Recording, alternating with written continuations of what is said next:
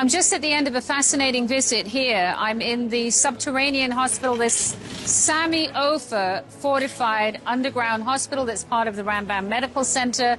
We are day 4 of the conflict with Iran, and within hours of the first emergency alarms, which occurred here local time in the early hours of Saturday at about 3 a.m., within 15 hours, this entire facility was operational. I'm on one level. Each level is 5 acres. At the moment, the 3 levels are accommodating 1,000 patients, all fully fortified. I've seen general neurology, dialysis, intensive care centers, cardiac centers, babies being born, labor and delivery, neonatology. We're about to go up to neonatal critical care shortly. There is every discipline. Not only do they have every discipline, outpatient hours are continuing as normal.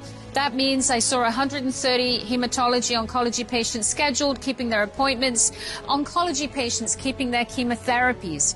Nothing misses a beat. And in fact, the patients I'm noticing, all of the Israelis, whether they're Israeli Arab, Israeli Jewish, Israeli Druze, or other backgrounds, everybody's very calm. They're very committed to getting healthier. Their families visiting, and what's most incredible is almost 300 children are in the daycare. Those are the children of all of the medical staff. They take care of the children of the medical staff. Staff is doing their shifts, whether they're doctors, respiratory therapists, nurses, and their children aged 3 months and above are taken care of and supervised. This is an extraordinary operation.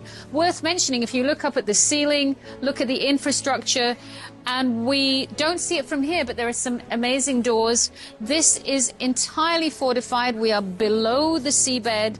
This is fortified against conventional and unconventional warfare, which means, God forbid, biological or other kinds of warfare. It's missile-proof. On my way here on the highway, we received an alert. There was a siren. We had to pull off the highway and go into a bomb shelter.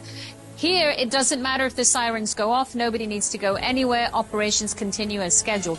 This is the world's largest underground hospital. A day ago, I was in the Ichilov Hospital in Tel Aviv, which also has a subterranean component.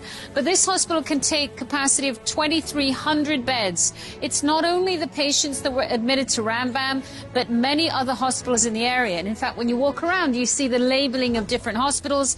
And they come not only with their patients, but also with their doctors and their nurses and their attendant staff. So it is an extraordinary operation. They're running it seamlessly because they have used this before, including during the pandemic.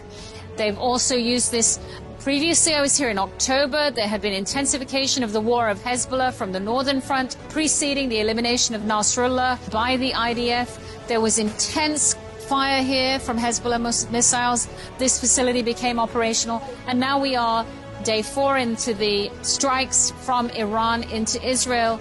And without a beat, the staff and the patients are fully in sync. And I find the patients, particularly, those are ordinary Israelis from all over the area. I just met with a patient who is from the West Bank, a Muslim lady who comes 5 times a week here for treatment for her child with complicated illnesses. Everybody is working seamlessly. There's no sense of fear, no sense of anxiety, an amazingly resilient population. This is the Israel that people don't get to see, but I'm fortunate to know very well.